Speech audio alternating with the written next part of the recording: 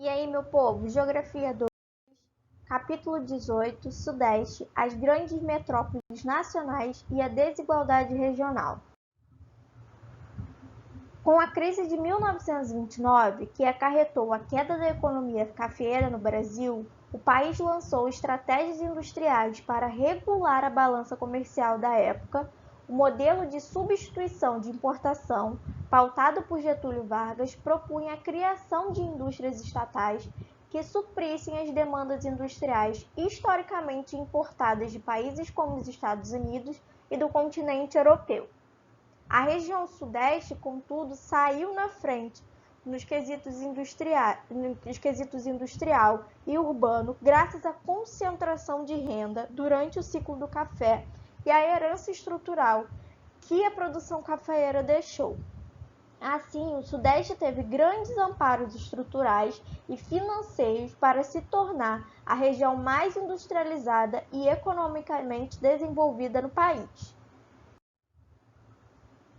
Na década de 1970, foram criadas as primeiras regiões metropolitanas brasileiras, 9 regiões institucionalizadas com o intuito de estabelecer maior integração do território nacional e a consolidação das grandes urbanizações do país. Entretanto, com o avançar dos anos e com o avanço do crescimento econômico e populacional, outras divisões foram feitas para atender às necessidades de expansão estrutural e de funcionalidade das cidades. Com essas novas tecnologias e as infovias, a flexibilização da hierarquia urbana foi cedendo ao crescimento de outros espaços urbanos no Brasil. São Paulo e Rio de Janeiro, antes metrópoles nacionais, tornaram-se metrópoles globais, exercendo-se cada vez mais influência sobre as áreas internacionais, atraindo investimentos de capitais e impondo relações de interdependência mundial materializadas em grandes negócios. Dessa forma, a Copa do Mundo no Brasil, os Jogos Olímpicos do Rio de Janeiro, assim como a participação no BRICS, foram fatores importantes para a aceleração do processo de integração mundial, não se podendo esquecer que a economia brasileira é uma das 10 maiores do mundo. Metrópoles são cidades influentes que se destacam em relação à estrutura urbana, econômica e comercial. Na grande maioria, a presença dessas metrópoles está ligada à dependência de cidades menos influentes no entorno. Com o avanço das cidades próximas a essas metrópoles e com a intensificação do processo de conurbação, junção física entre os espaços urbanos geograficamente próximos, ocorre a formação de uma região ou uma área metropolitana, que consiste em um conjunto de urbanizações ligadas a uma metrópole central. De acordo com o Instituto Brasileiro de Geografia e Estatística, atualmente o Brasil conta com 74 regiões metropolitanas, com destaque para a Grande São Paulo e a região metropolitana do Rio de Janeiro. Ainda segundo o IBGE, existem 12 metrópoles no Brasil, espalhadas pelas 5 regiões. A classificação apresenta 3 tipos de acordo com uma área em que atuam, com seus serviços e sua hierarquia. Temos as metrópoles regionais, Belém, Manaus e Goiânia. Essas 3 cidades atuam com serviços influenciando apenas as cidades mais próximas nas suas regiões, as quais, de certo modo, estabelecem uma relação de dependência com as metrópoles globais e nacionais.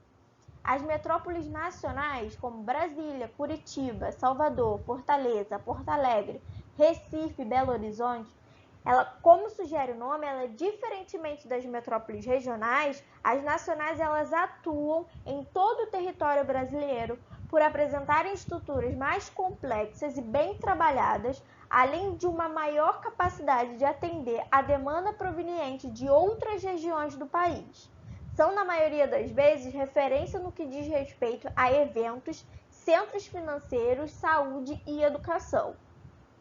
E as metrópoles globais, como São Paulo e Rio de Janeiro, essas metrópoles se desenvolvem seus níveis de influência de tal modo que se tornam referências no contexto global, no que se refere a serviços financeiros, centros de saúde, infovias, turismos, entre outros.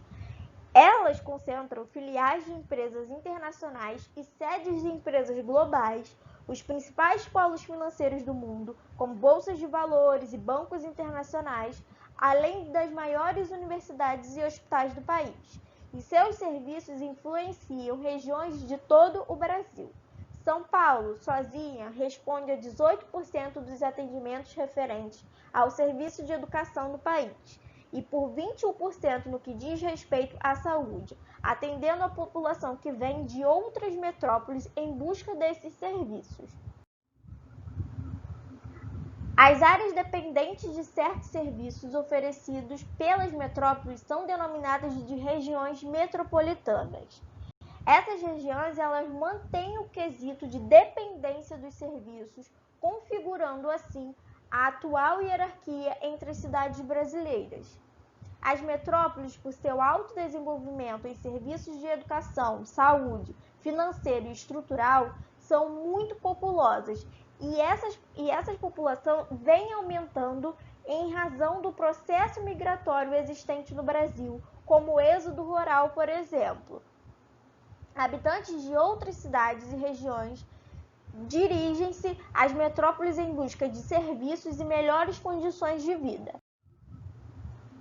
As desigualdades regionais no Brasil estão associadas ao nível de desenvolvimento industrial tecnológico, que se relaciona diretamente ao processo de ocupação histórica do território e de investimentos produtivos. Nesse caso, a região Sudeste e a região Sul apresentam o maior nível de desenvolvimento do país. E a região Norte, por sua vez, sempre se apresentou como uma região extrativista, com destaque para a produção da borracha, principalmente no ciclo de 1870 e 1920. A produção comercial da pimenta do reino, malva, juta, arroz, guaraná, entre outros, destacam-se na própria região. A pecuária bovina é forte no oeste do Pará e em Roraima, e o extrativismo mineral se sobressai com ferro, bauxita e casterita. Além disso, vale ressaltar a importância da Zona Franca de Manaus, que é um grande polo industrial na região norte do Brasil, implementando a partir dos governos militares, que se configura hoje como um projeto estratégico para o desenvolvimento da região. Paralelamente, a região Nordeste ainda tem limitações em termos de economia nacional, representando o terceiro nível de crescimento industrial do país. Apesar do progresso industrial dos últimos anos promovido pela presença de empresas de bens de consumo provenientes do Sul e do Sudeste. A tecnologia ela vem crescendo timidamente nos polos tecnológicos das universidades locais. Em outra perspectiva, a região Centro-Oeste ela vem crescendo mais fortemente em função da proximidade com o Sudeste, destacando-se a agroindústria, com elevada tecnologia de produção, atendendo principalmente o mercado externo. Nesse sentido, há uma valorização das commodities, como forma natural de estímulo à produção ainda maior da soja. Os estados de Mato Grosso do Sul e Goiás batem recordes sucessivos de elevada produção comercial do produto e as indústrias são estimuladas na região em todos os setores, inclusive automobilístico. Já na região Sul, além da força do criatório bovino de altíssima qualidade, também se sobressai na agricultura com os cultivos de café, soja, milho, trigo e arroz. No plano industrial, destacam-se a Chevrolet, a Renault, a Sadia e a Perdigão, a Hering e entre outras. O Sul ele também apresenta expressiva quantidade de carvão explorado em grande volume, especialmente em Santa Catarina e no Rio Grande do Sul. Apesar disso, a região Sudeste é a que apresenta maior crescimento urbano industrial, em especial pela presença de São Paulo e a sua região metropolitana, além do Rio de Janeiro. Quase 60% da economia do país se verifica-se nessa região, onde a Grande Belo Horizonte completa o quadro de desenvolvimento, sobretudo industrial e de recursos minerais, em que se inclui o ferro, manganês, bauxita, entre outros. O turismo se destaca com o Carnaval no Rio de Janeiro e com as cidades históricas de Minas Gerais, além do turismo de negócios em São Paulo. Vale ressaltar que a região metropolitana paulista é a que mais produz e arrecada em todo o Brasil e apresentando o maior PIB e qualidade de vida mais elevada do país. No decorrer do século XX, o Brasil vivenciou um rápido processo de crescimento econômico, notadamente a partir da década de 1930, em plena crise mundial. Com o café em colapso no país, o governo se viu pressionado a optar por estratégias industriais a fim de estabelecer o desenvolvimento econômico do Brasil. Esse crescimento foi mais acentuado em determinadas regiões, graças aos diferentes incentivos voltados para o desenvolvimento urbano e aos interesses em investimentos nas diferentes regiões do país. Como consequência, disparidades interregionais aumentaram. Na tentativa de diminuir essa discrepância do desenvolvimento entre as regiões, algumas medidas governamentais foram idealizadas. Inicialmente com Vargas, no governo de JK foi instituído o Grupo de Estudos, Grupo de Trabalho para o Desenvolvimento do Nordeste, sob o comando do economista Celso Furtado. Posteriormente, criou-se a Superintendência do Desenvolvimento do Nordeste, iniciando uma fase de maior coordenação das políticas regionais. Esse modelo foi estendido na região norte, com o Polo Industrial de Manaus, além da criação de agências específicas como a Sudam e a Sudé, esta última orientada para desenvolvimento da região centro-oeste. Tais medidas tiveram como consequência o aumento da participação das demais regiões no modelo industrial de produção, tornando a redistribuição de renda nacional mais justa, mas insuficiente para igualar as forças regionais.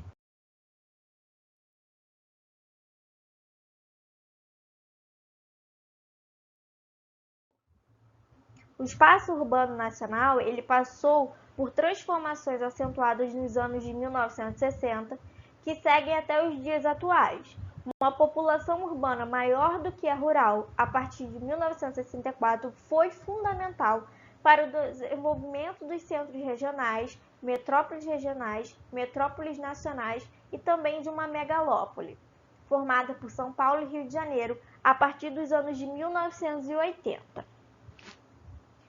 Com essa ótica, o eixo São Paulo-Rio de Janeiro-Belo Horizonte concentrou-se a maior parte do PIB do país, atingindo até 60% da arrecadação nacional, além de um forte e amplo mercado consumidor.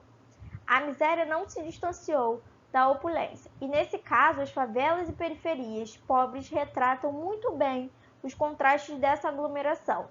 Os eixos comerciais se aproximaram ao máximo dos núcleos urbanos e a informalidade fez parte do contexto terciário da economia, com um volume considerável de impostos deixando de ser arrecadado. Dentre as consequências do panorama do aumento da concentração de renda no país, destacam-se péssimas escolas, estradas deficientes, hospitais decadentes, luz, água e esgotos oferecidos com pouca qualidade e de acesso restrito a algumas localidades. As condições socioeconômicas observadas foram frutos de planos econômicos pouco eficazes implementados em governos marcados por retóricas de melhorias sociais prometidas em diversas eleições. O país precisava de uma reformulação do seu espaço. Naquele momento, o modelo neoliberal foi escolhido como alternativa para o cenário econômico brasileiro. Chegou ao país com as privatizações, principalmente a partir do governo Collor no início dos anos de 1990, para efetivar a descentralização econômica, especialmente no setor industrial.